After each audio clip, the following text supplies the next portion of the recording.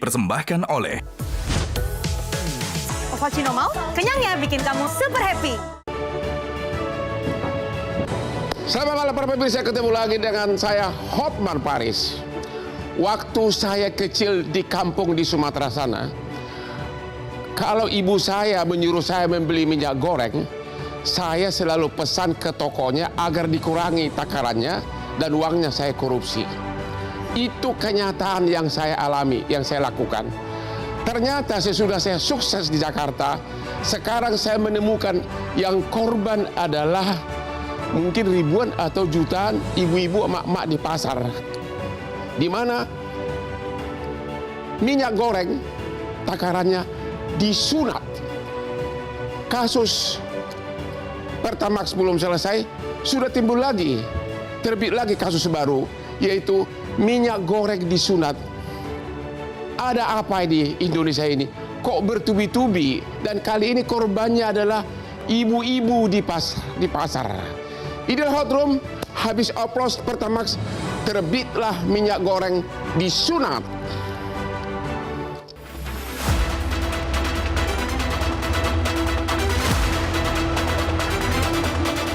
Minggu ini, setelah kasus BBM Pertamax berlalu, publik kembali dihebohkan dengan kasus lain, yaitu minyak goreng murah yang disunat. Di tengah persoalan harga jual yang mahal, kini konsumen dirugikan dengan beredarnya minyak kita tidak sesuai takaran. Hal itu terbukti saat Menteri Pertanian Andi Amran Sulaiman melakukan inspeksi mendadak atau sidak ke Pasar Jaya Lenteng Agung, Jakarta Selatan. Selain volumenya yang tidak sesuai, harganya juga melebihi harga eceran tertinggi atau HET sebesar Rp15.700 per liter. Bahkan ada pedagang yang menjual Rp18.000 per liternya. Sementara itu, Yayasan Lembaga Konsumen Indonesia mengaku prihatin atas penemuan takaran minyak kita yang tidak sesuai, serta penemuan harga yang di atas harga eceran tertinggi. Selain melanggar hak konsumen, YLKI juga menyebut jika pelaku usaha wajib bertanggung jawab atas kerugian yang dialami oleh konsumen. Mengapa produsen hingga distributor masih berani berbuat curang? Apakah pengawasan yang dilakukan masih kurang maksimal? Bagaimana pula efektivitas dari Sistem Informasi Minyak Goreng Curah atau SIMIRA dalam mengelola dan mengawasi produksi hingga distribusi minyak goreng curah tersebut?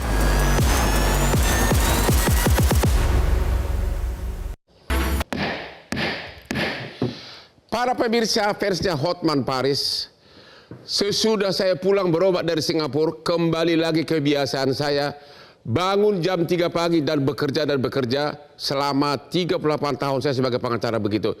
Namun sekarang saya mulai lagi kebiasaan saya, yaitu bekerja selalu dimulai dengan kopi luwak hitam premium.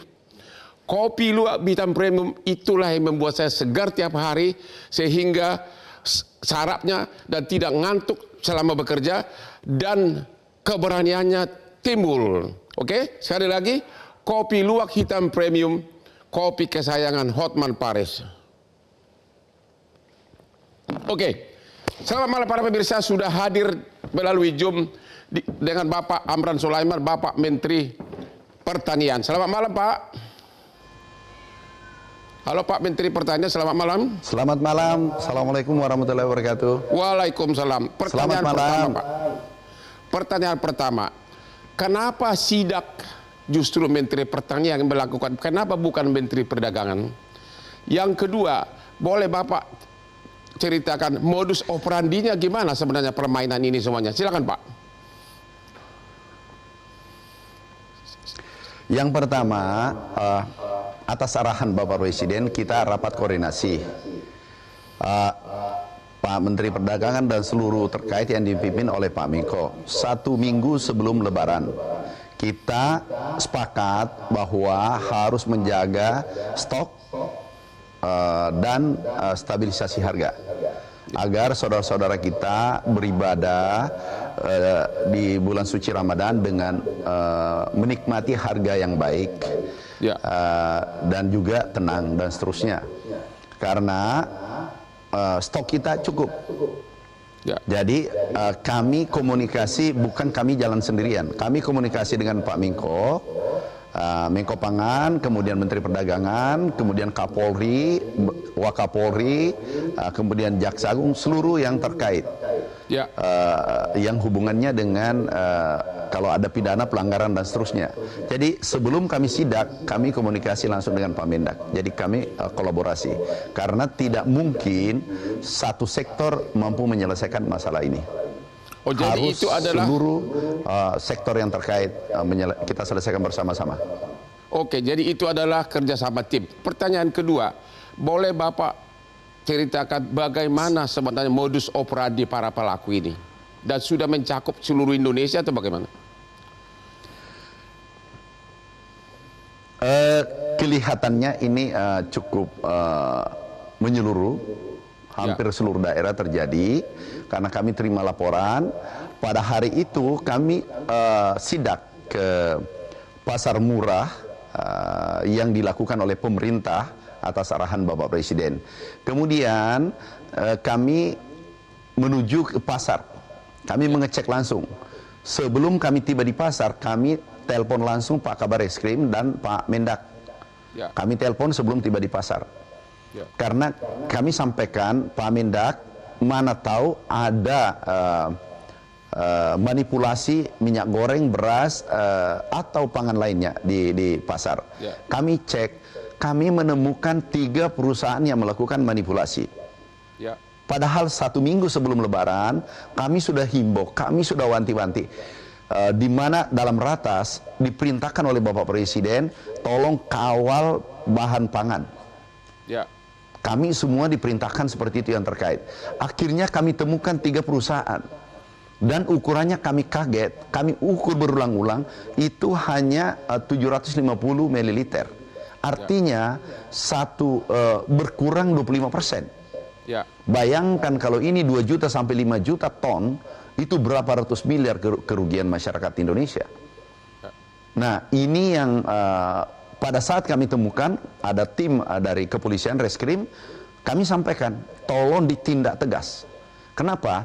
Kalau ini tidak ditindak, kita melakukan pembiaran. Kalau melakukan pembiaran, kita sama dengan beternak kejahatan. Oke, apakah kejahatan ini sudah berlangsung berapa lama? Sudah ada nggak temuan? Sejak kapan ini terjadi? Halo? Kami belum dapatkan, tetapi mungkin sudah 1 tahun, 2 tahun perkiraan kami, tapi data pastinya nanti setelah pemeriksaan karena sudah ada tersangka 1 orang. Katanya bukan hanya ukuran takarannya disunat, tapi juga harga eceran tertinggi juga dilanggar dan juga minyak subsidi diganti dengan minyak curah. Apa itu benar? Jadi betul bahwa harganya kami lihat, kami sudah himbau 1 minggu sebelumnya bahwasanya harga maksimal 15.700, tetapi kami temukan harga 17.000.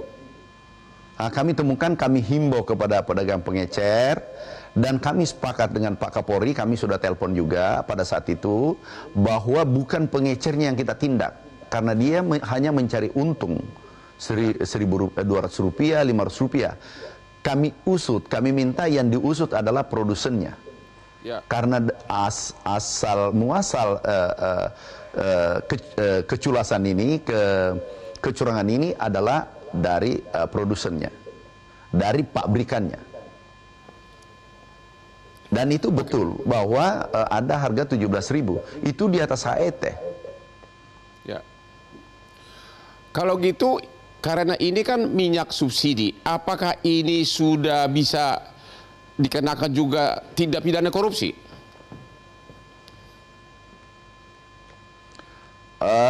Saya kira mungkin bisa, itu tergantung nanti penyidik, tapi yang terpenting adalah mereka melanggar karena di atas harga eceran tertinggi, dan volumenya tidak sesuai apa yang tertera di botolnya. Itu kasat mata, menurut saya, ini kita tidak tahu pandangan hukum, tapi ini salah dan harus ditindak. Itu terjadi di seluruh wilayah Indonesia. Apakah menurut perkiraan Bapak yang terlibat bukan hanya 3 pengusaha? Apakah sudah mencakup di seluruh wilayah dan juga mencakup puluhan pengusaha? Ini baru saja kami ke Jawa Tengah. Ini ada yang menarik.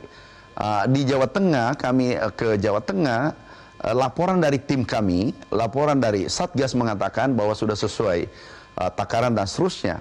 Tapi anehnya pada saat kami masuk di pasar, langsung kami menemukan 2 perusahaan yang melakukan pelanggaran yang serupa. Dan pada saat itu kebetulan kami bersama Satgas, didampingi Satgas dan juga dari kepolisian hadir, langsung kami mengatakan tolong ini ditelusuri.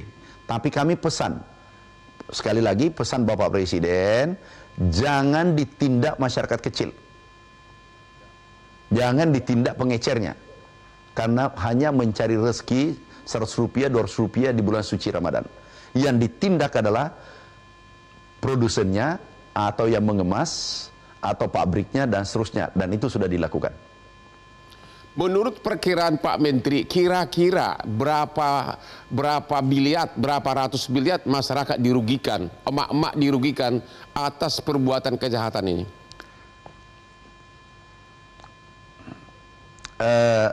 Itu mungkin ya, kalau 25% itu bisa ratusan miliar. Kalau 25% sampai ya.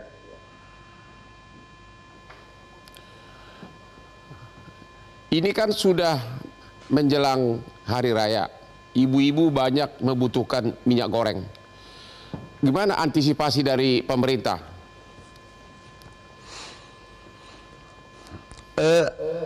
Kami sampaikan bahwasanya seluruh komoditas strategis, 9 komoditas strategis, itu adalah stoknya lebih dari cukup. Cukup untuk 3-4 bulan sampai 5 bulan ke depan. Ya. Jadi tidak usah ragu. Nah, disinilah anomalinya. Beras yang strategis dengan minyak goreng, gula dan seterusnya. Beras kita stoknya banyak di gudang.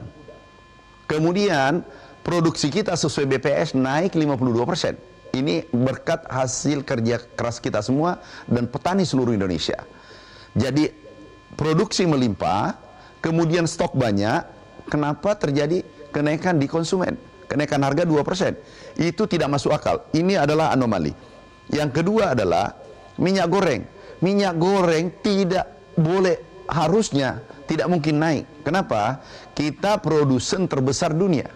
Kita memproduksi yang bahan bakunya CPO itu 46 juta dan kita mensuplai negara-negara di dunia kurang lebih 58%, kurang lebih 60%. Yang mensuplai dunia adalah Indonesia. Ya. Jadi sangat tidak masuk akal kalau harga minyak goreng di Indonesia naik dan stoknya lebih dari cukup karena kita produsen terbesar dunia. Terima kasih. Langkah konkret. Jadi ada anomali. Ke depan gimana, Pak? Kita langkah yang mengekspor ke negara. Ya. Langkah konkret. Yang pertama penindakan. Penindakan. Yang pertama kita penindakan tegas. Ya. Ya. Tegas menindak yang melakukan kesalahan. Yang kedua kita menghimbau kepada pedagang, saudaraku, sahabatku, jangan menjual di atas HET. Yang ketiga adalah ada solusi dari Bapak Presiden, kita akan membangun koperasi di satu koperasi satu desa, yaitu 70.000 koperasi, namanya Koperasi Merah Putih. Karena rantai pasok supply chain untuk minyak itu ada 8 lini. Nah, ini kita akan perkecil menjadi 3. Nah, kami hitung 9 bahan pokok yang dibutuhkan masyarakat, yang bahan pokok utama, itu keuntungan middleman, pengusaha yang di tengah ini, antara konsumen dengan produsen, itu 300 triliun lebih. Nah, nantinya kalau menjadi 3 lini dari produsen ke koperasi, setiap desa satu koperasi, langsung ke konsumen 3 lini. Nah, nanti katakanlah untungnya 10% atau 15%, berarti antara 30-50 triliun keuntungan koperasinya. Tetapi konsumennya mendapatkan harga yang murah, sehingga daya beli naik. Dan itu bisa membeli, dulunya 1 bisa menjadi 2. Kemudian konsumennya, harga pembelian pemerintah bisa kita naikkan. Ada 200 PS, ada 250 triliun yang bisa dibagi ke konsumen untuk meningkatkan daya beli, kemudian didorong kepada produsen. Dan ini adalah solusi permanen. Kita tahu sekarang biaya untuk operasi pasar itu 16,6 triliun sekarang ini. Nah, itu nanti ke depan tidak ada manakala solusi permanen ini sudah selesai. Dan itu solusi operasi pasar sepanjang masa, istilah kami. Dan itulah solusi permanen dari kami sudah diputuskan Bapak Presiden. Oke, sebagai penutup Pak Menteri, kami mengucapkan terima kasih. Saya mewakili rakyat karena ternyata Bapaklah yang pertama kali melakukan sidak sehingga kasus ini terbongkar. Mudah-mudahan Bapak makin sehat dan panjang umur. Sekali lagi, sebagai penutup, terima kasih Pak. Terima kasih atas keikutsertaannya di Hot Room. Selamat malam Pak.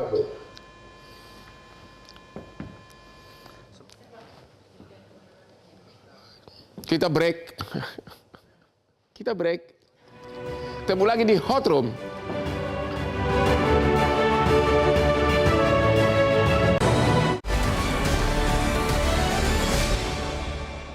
Dipersembahkan oleh Ovaltino mau? Kenyangnya bikin kamu super happy. Dipersembahkan oleh Ovaltino mau? Kenyangnya bikin kamu super happy.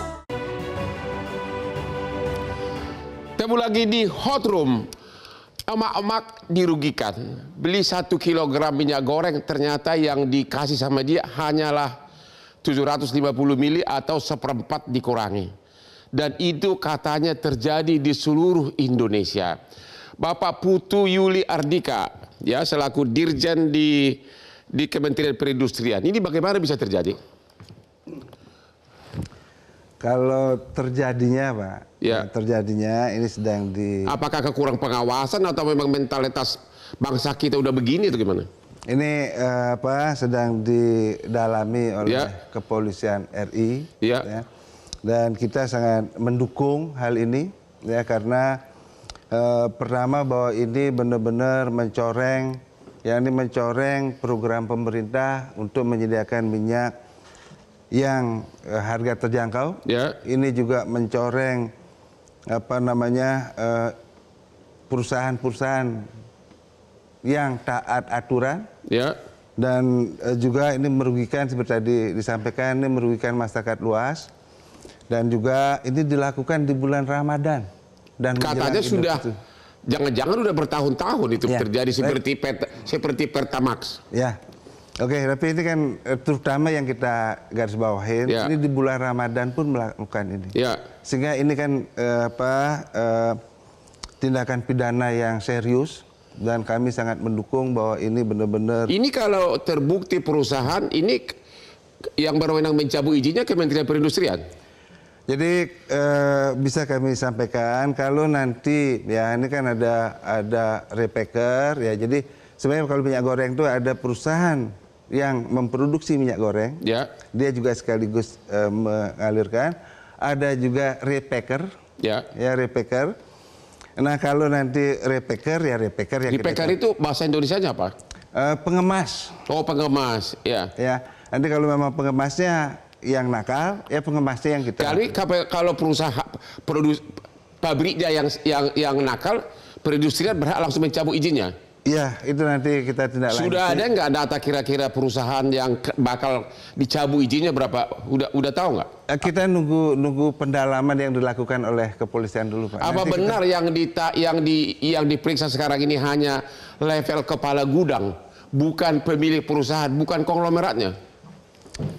Kalau kami sih kemarin ikut di press conference di Baris Krim, ya memang ada yang sudah terdakwa itu memang masih di level ya nanti ini sedang pendalaman di level yang tadi. Masih level pegawai. Iya, masih level. Menurut analisa Bapak, kalau itu terjadi dari produser, ya, manufacturing, berarti pemilik perusahaan juga terlibat dong, Pak?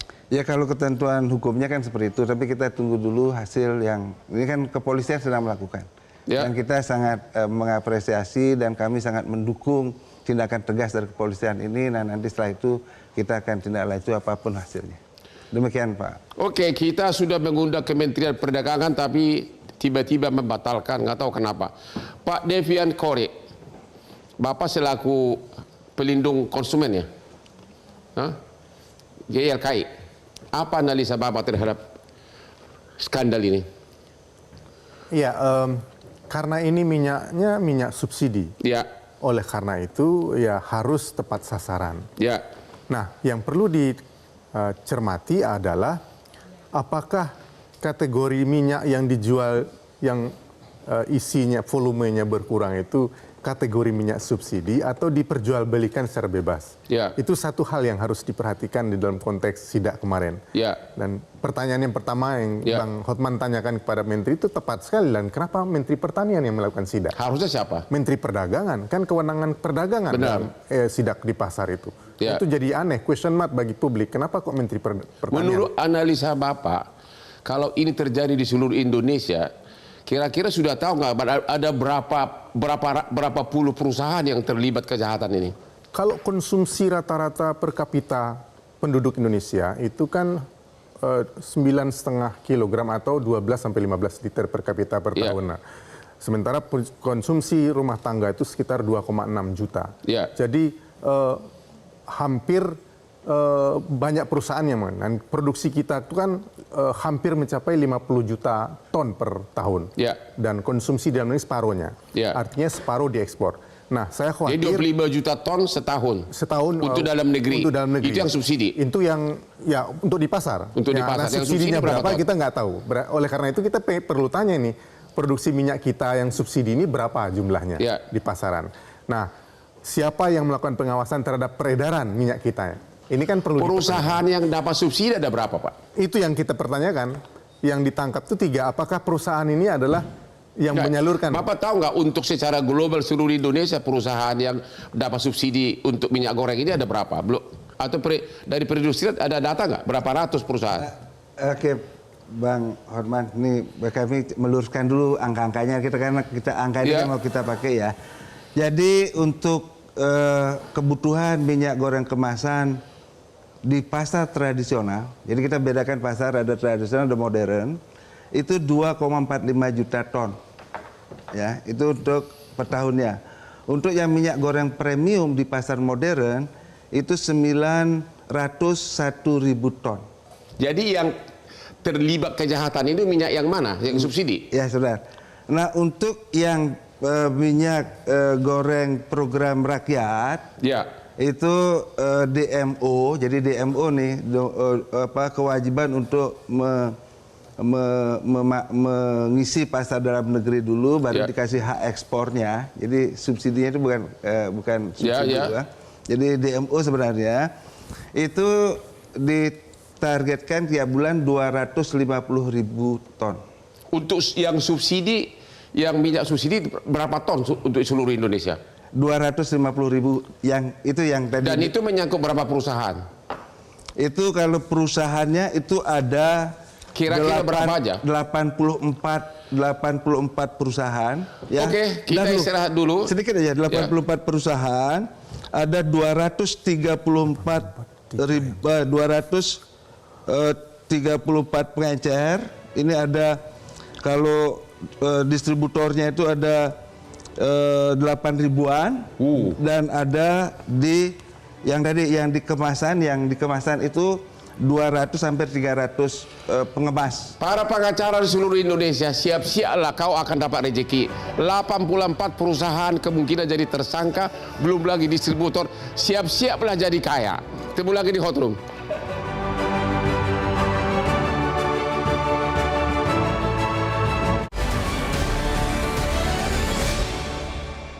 Dipersembahkan oleh Ovaltino mau? Kenyangnya bikin kamu super happy. Dipersembahkan oleh Ovaltino mau? Kenyangnya bikin kamu super happy. Ketemu lagi di Hot Room. Saya mengucapkan terima kasih kepada Kopi Luwak Hitam Premium. Tadi pagi jam 4 subuh saya sudah bekerja. Kebetulan ada satu perkara yang sangat besar antara dua konglomerat menyangkut sertifikat deposito yang 103 triliun. Berkat Kopi Luwak Hitam Premium sampai hari ini, sampai detik ini, udah hampir jam 10 malam, Hotman masih kerja. Itulah rahasia Hotman, makanya sukses berkat Kopi Luwak Hitam Premium sehingga saya bisa punya Lamborghini penuh dengan garasi gua. Mantap banget. Pak Ahmad Nur Hidayat, Anda sebagai pengamat kebijakan publik, apa penyebabnya ini?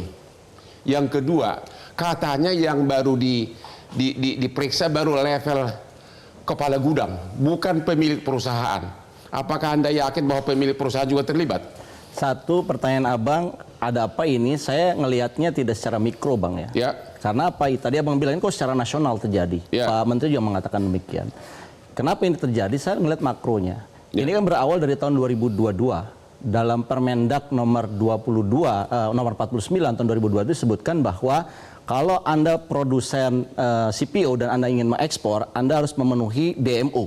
Ya. Dan itu 20%. Dirubahlah tahun 2024 dalam Permendak nomor 18 Ya. bahwa bukan lagi DMO-nya jadi minyak curah. Sekarang namanya harus minyak kita. Ya. Jadi minyak kita ini, Bang, yang ada ini adalah kewajiban para produser eksportir kalau dia mau ekspor. Dan saya Ini kira untuk minyak, ini namanya minyak subsidi. ini minyak kita. Jadi tidak ada istilah minyak subsidi. Ya. Minyak kita ini adalah minyak yang kategorinya digunakan oleh masyarakat berpenghasilan rendah MBR. Ya. Ini di mall nggak ada.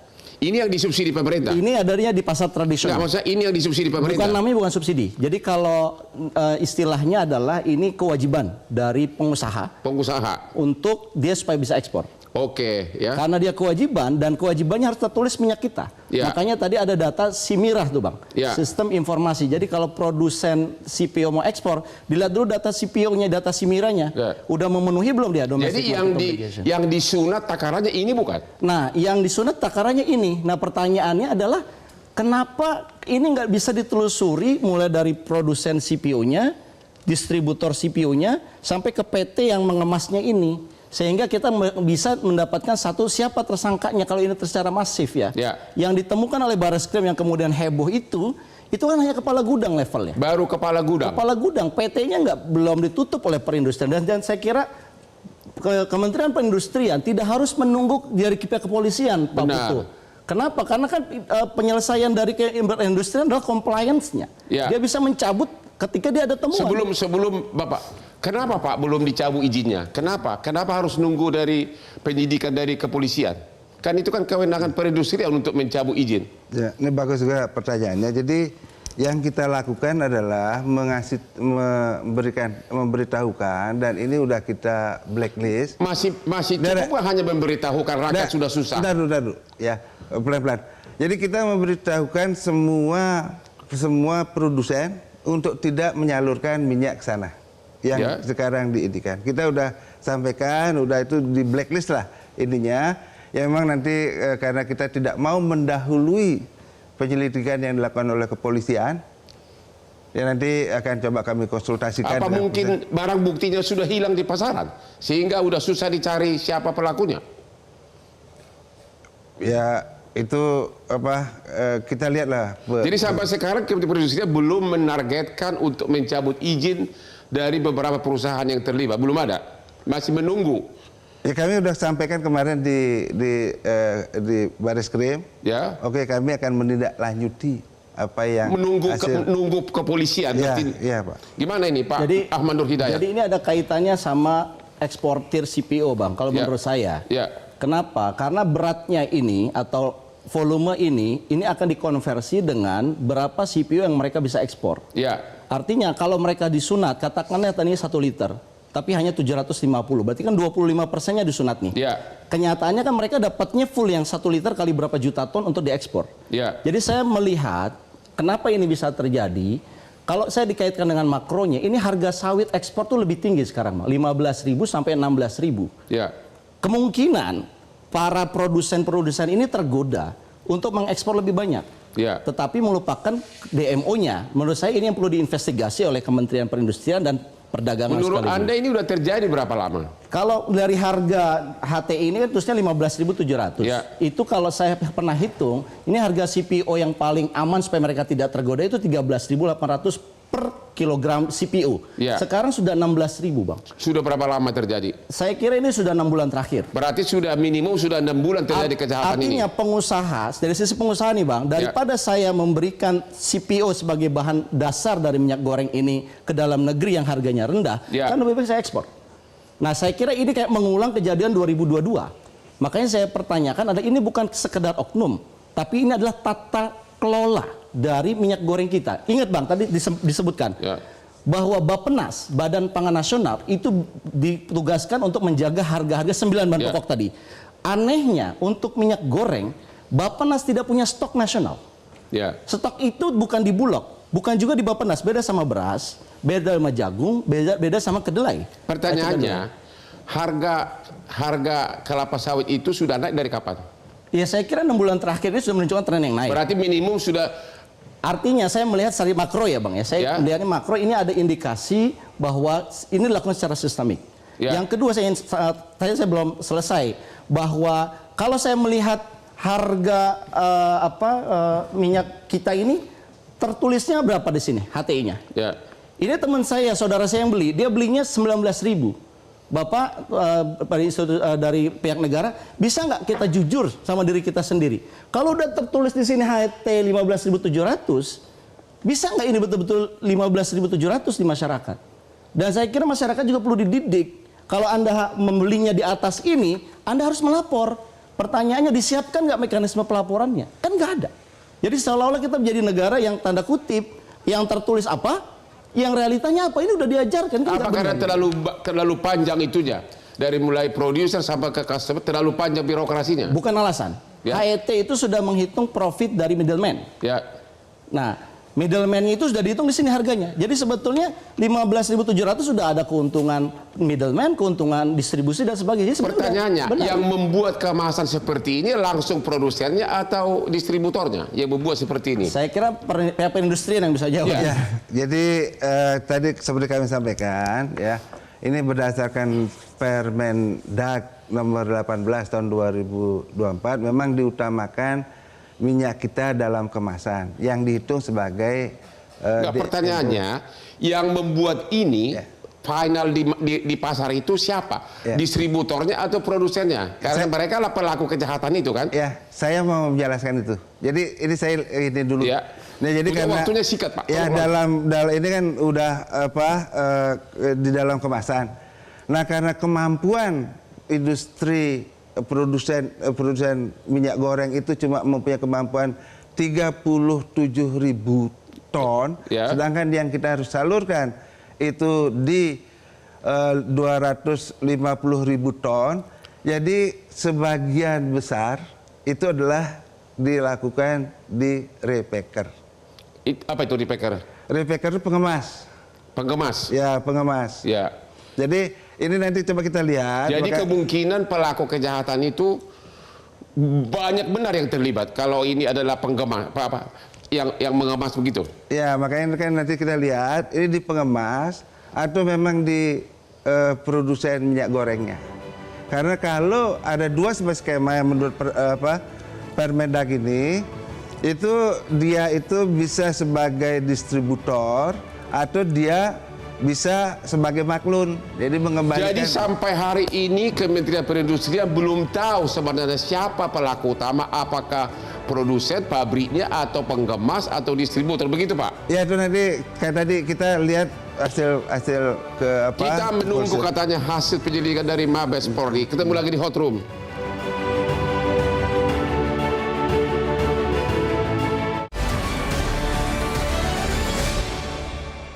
Dipersembahkan oleh Ovaltino mau? Kenyangnya bikin kamu super happy. Dipersembahkan oleh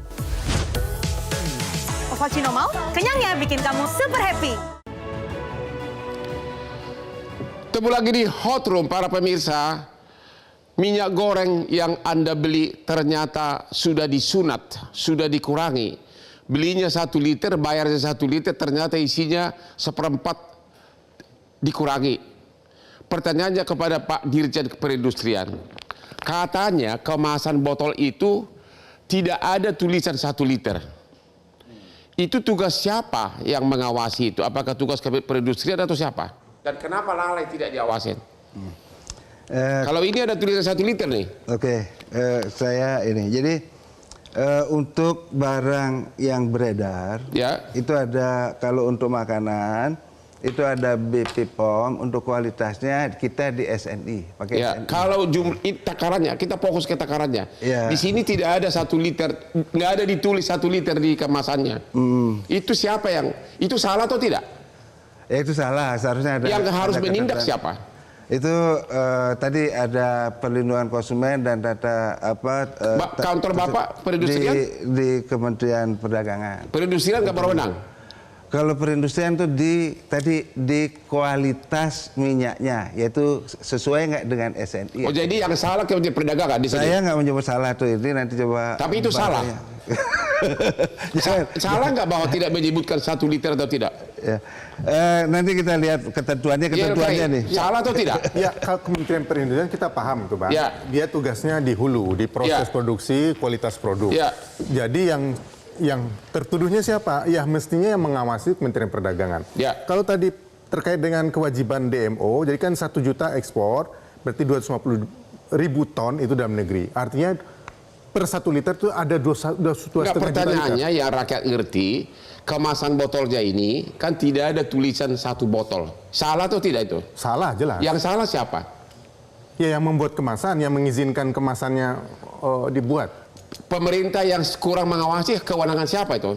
Kalau pengawasan mestinya Kementerian Perdagangan. Berarti yang salah Kementerian Perdagangan. Iya, jelas. Dan ini sudah terjadi di seluruh Indonesia. Saya kira kalau 2,5 juta liter kemasan yang beredar, kalikan aja 250 liter yang kurang itu. Berapa kerugian konsumen dan yang harus Apakah dibayarkan? menurut analisa Bapak, Kementerian Perdagangan hari ini sudah mau datang atau tiba-tiba di cancel? Takut ya ketemu di sini? Saya kira takut sama Bang Hotman mengenai Takut pertanyaan. sama Bang Hotman. Gimana Pak Ahmad Nur? Ya, tidak ada tulisan 1 liter di kemasan botolnya. Ya, itu ini yang aneh. lalai siapa? Itu aneh ya. Jadi saya menemukannya sendiri dalam satu kemasan botol tidak ada tulisan isi bersih 1 liter. Dan itu terjadi di seluruh pasar. Dan itu menurut saya kayak dia mendinai kalau seandainya ada yang ukur ya emang nggak 1 liter karena nggak ada tulisannya. Oh, Nah begitu. pertanyaannya adalah kok bisa ini beredar?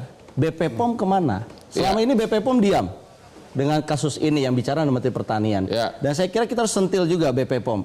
Masalah barang yang beredar tidak boleh ada satupun barang di negeri ini yang beredar tanpa izin dari BP POM. Kalau ada yang beredar, BP POM bisa menindak. Ya. Nah pertanyaannya kan ini ada yang lalai. Menurut saya BP POM juga lalai.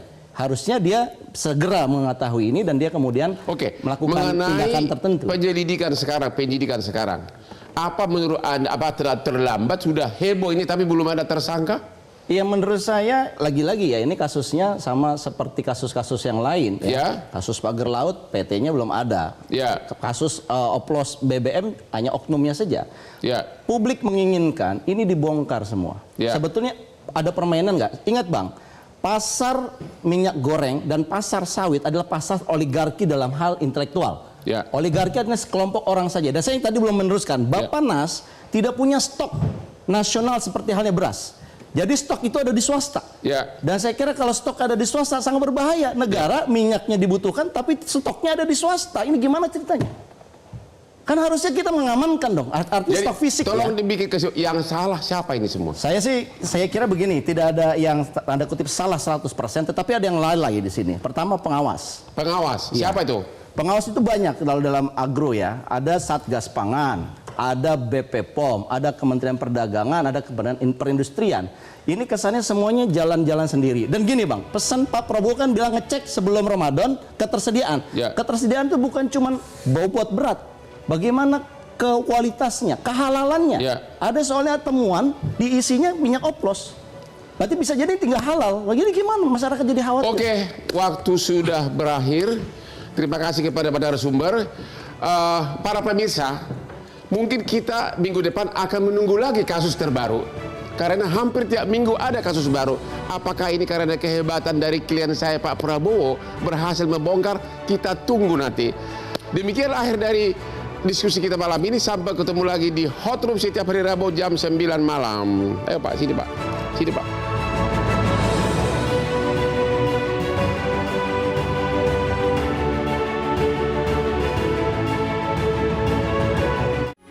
Metro TV.